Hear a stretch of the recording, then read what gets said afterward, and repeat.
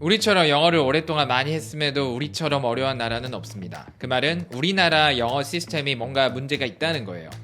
그렇다면 영어는 왜 이렇게 어려운가에 대한 고민을 해보신 적 있을까요? 없을 겁니다. 학습할 때 우리는 굉장히 순정적이고 의존적이고 게으릅니다. 영어를 떠나 문제를 해결하는 프로세스는 먼저 문제가 무엇인지 고민하고 원인을 찾아낸 다음에 해결하기 위한 꾸준한 행동을 하는 겁니다. 근데 우리는 영어에 있어서만큼은 고민도 없었고 고민이 없었으니 원인도 찾을 수 없고 원인을 모르니 행동을 해야 될 이유를 모르겠고 시키는 대로만 그동안 해왔습니다. 시키는 대로 하다 보면은 더 목적성과 방향성을 잃어가면서 더 스트레스가 많아지고 효율은 나지 않습니다. 지금까지 영어였습니다. 디테일한 이야기는 각 수업 때 완벽하게 다루겠지만 오늘은 핵심만 말씀드리도록 하겠습니다. 자, 영어가 어려웠던 진짜 이유 첫 번째, 우리말과 영어는 완벽하게 다르다입니다. 자, 우리말 예시를 먼저 보여드리겠습니다. 나는 구매할 거야 그 바지를. 나는 그 바지를 구매할 거야. 구매할 거야 그 바지를 나는. 우리말은 순서를 어떻게 뒤집든 간에 일단 대화는 됩니다. 무슨 말인지는 알겠어요. 물론 더 조금이라도 편한 순서가 있긴 하지만 상대가 무슨 말을 하고 있는지는 어느 정도 들어왔다는 겁니다.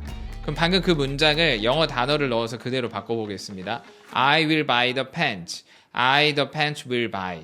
The pants will buy I. 이런 식으로 바꿨을 때 좀 불편한 느낌이 들죠? 눈치가 빠르신 분들은 벌써 감이 오셨을 겁니다. 어떤 점이 다른가요? 우리말은 순서가 크게 중요하지 않고 영어는 순서가 굉장히 중요하다는 겁니다. 우리말은 아까 순서를 좀 바꿔도 그래 그 정도는 괜찮아 정도의 느낌이었습니다.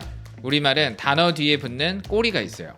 이거를 어려운 말로 하면 조사라고 하는데 쉬운 말로 하면 은느니가 라는 말이 붙을 때가 있고 을르리 붙을 때가 있어요. 그것이 곧 사인이 됩니다.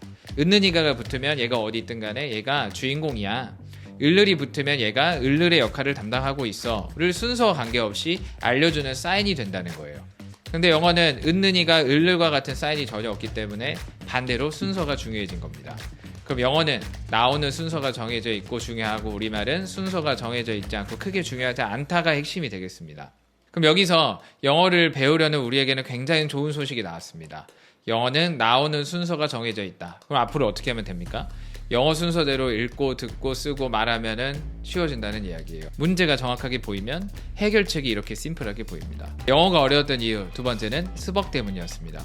스벅, 우리가 알고 있는 그 스타벅스 맞나요? 맞습니다. 우리가 스타벅스를 스벅으로 줄이기도 하고 맥도날드를 맥날로 줄이기도 하죠. 줄임말을 이해할 수 있는, 캐치할 수 있는 유일한 방법은 무엇일까요? 일단 그 전에 상황극 먼저 보고 가도록 하겠습니다. 여러분들도 참여해보세요.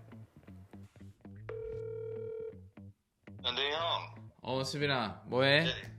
저 지금 치즈랑 간식 먹이고 있었어요. 아, 그래? 네. 내가 오늘 네. 진짜 스불때다, 스불때. 어? 스불. 스불? 내가 오늘 물건을 봐가지고 네. 완넷으라서 살까 하는데 네. 갑통 알이네. 음.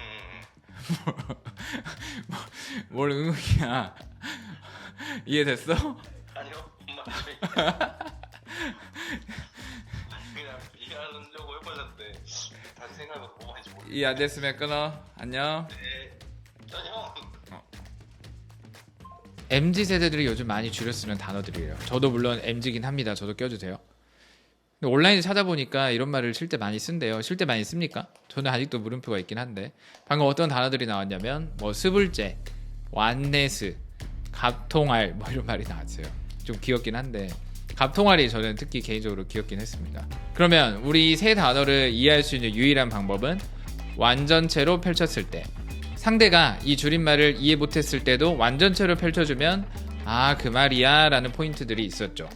여기서 키포인트가 나왔는데 원래 길었던 말을 줄이면 그 줄어든 말을 듣거나 봤을 때 이해할 수 있는 유일한 방법은 원래대로 펼칠 수 있을 때만 가능하다는 겁니다.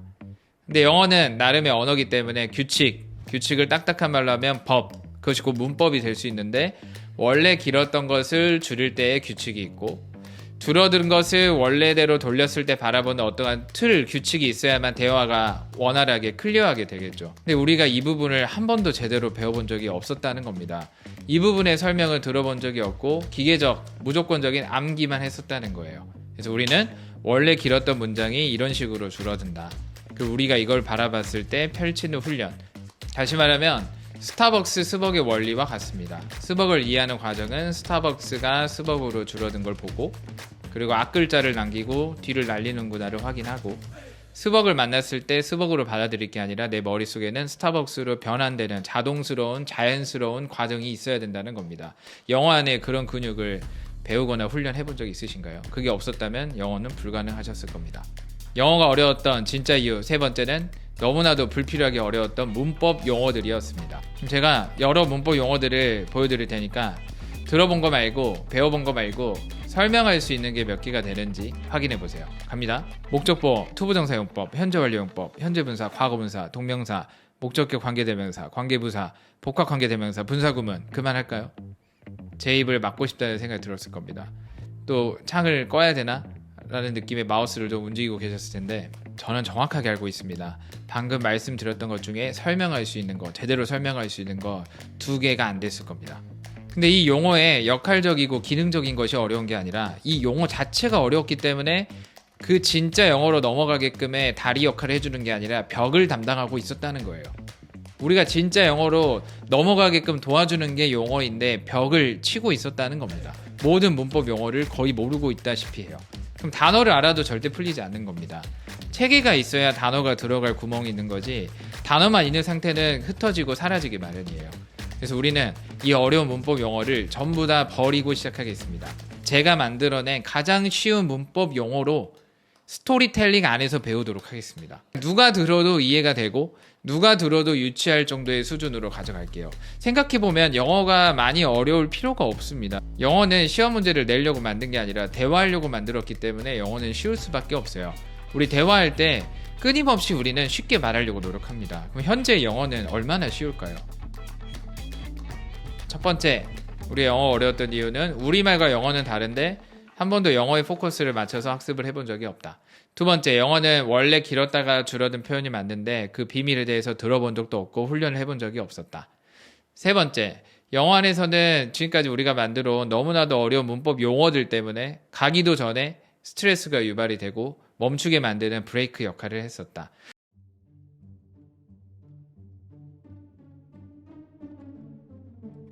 본격적인 수업에 앞서 몇 가지 테스트를 진행하도록 하겠습니다. 학습하는 데 있어서 가장 중요한 것 중에 하나는 감정을 빼는 일입니다. 맞췄다고 기뻐하고 틀렸다고 슬퍼한다면 완주하기란 불가능에 가깝습니다. 오히려 틀렸을 때는 내가 어떤 부분이 부족하구나, 이 부분을 채워나간다면 목적지를 목표를 향한 지름길이 되겠구나 정도로 받아들이면 되겠습니다. 자, 첫 번째 문장 보여드립니다. 첫 번째 문장, where이 포함된 노란색 부분, 명사절인지 형용사절인지 부사절인지 하나 마음에 드는 걸 고르시면 되겠습니다. 3, 2, 1. 3초 더 드리겠습니다. 3, 2, 1. 답은 명사절입니다. 또 희비가 엇갈리셨을 텐데 명사절을 답으로 고른 분들 가운데서도 이거 혹시 부사절 아니야? 라고 잠깐이라도 고민하고 생각하셨다면 틀린 겁니다. 우리 앞으로 안다의 기준을 높일 건데 조금이라도 애매하거나 헷갈리는 부분이 있으면 모르는 것으로 분류하고 시작하도록 하겠습니다. 명사절이 왜 답이 되는가는 현재 중요하지 않고 우리가 WH를 어려워하고 있구나를 알고 시작하는 것이 핵심이 되겠습니다. 두 번째 문장 보여드리겠습니다. 이 문장은 OX로 가보겠습니다. 옳은 문장이면 O, 틀린 문장이면 X, OX로 갑니다. 3, 2, 1. 답은 O입니다. 이 문장을 틀렸을 때는 데미지가 더 클 것으로 보입니다. 50% 확률이었고 단어들이 쉬워 보여서 만만해 보였을 겁니다. 그리고 it이라는 동사와 is라는 동사가 이렇게 나란히 붙어있는 꼴이 보기 싫었을 겁니다. 내가 영어를 어려워하지만 이런 건 잘 본 적이 없는 것 같은데 라는 생각이 들었을 겁니다. 자, 우리 두 개의 퀴즈 문제를 통해서 우리가 알 수 있는 건 WH를 어려워하고 있구나. 하나 더 하겠습니다.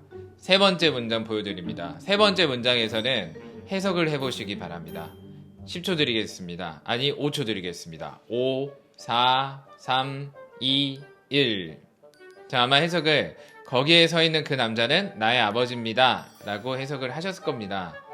지금 혹시 내 목소리가 들리나? 내 마음을 어떻게 저렇게 잘 알지? 일단 여러분들 해석 방법에는 세 가지 문제점이 있어요. 첫 번째는 이 글 쓴 사람은 더맨부터 출발했는데 우리는 갑자기 뜬금없이 중간에 대어를 파고들었다는 것. 자, 그리고 두 번째 문제점, 스탠드는 서다, 서 있다 라는 동사적 의미인데 서 있는, 하는의 의미로 말꼬리를 바꾸셨습니다. 세 번째 문제점은 이 문장 안에 후가 들어있고 우리 눈에 보임에도 처리할 수 없어 후를 못 본 척 했습니다. who를 해석하셨나요? who를 정확하게 처리하지 않았죠. 자, 그럼 이 문장에는 치명적인 3개의 문제점이 있었고, 방금 첫 번째 문제점이 뭐였냐면 순서를 건드렸다는 겁니다. 더맨부터 출발한 문장을 중간에 대어를 파고들면서 문제가 생겼다, 뭐 이런 말을 했었는데, 그럼 여기서 질문, 영어에서는 순서를 건드리면 어려워지는 건가요? 정확하게는 어려워지는 게 아니라 불가능해집니다. 자, 그럼 우리는 왔다 갔다 해석법을 10년 동안 배우고 학습해 왔는데 영어에 도전해 왔던 게 아니고 불가능한 영역에 도전을 계속 쭉 해왔던 겁니다. 이 3개의 문장을 통해서 우리가 알 수 있는 점은 우리는 WH를 어설프게 모르고 있는 것이 아니라 완벽하게 모르고 있습니다. 오히려 완벽하게 모르고 있을 때가 더 깔끔합니다. 처음부터 다시 시작하면 됩니다. 그래서 바로 다음 시간에 영어와 우리말이 어떻게 다르고 영어는 어떠한 특징이 있는지 집중하면 평생 공부했던 것보다 영어에 대해서 더 잘할 수 있는 시간이 될 겁니다. 그럼 바로 다음 시청으로 이어가도록 하겠습니다. 오늘은 여기서 마무리하겠습니다. 수고하셨습니다.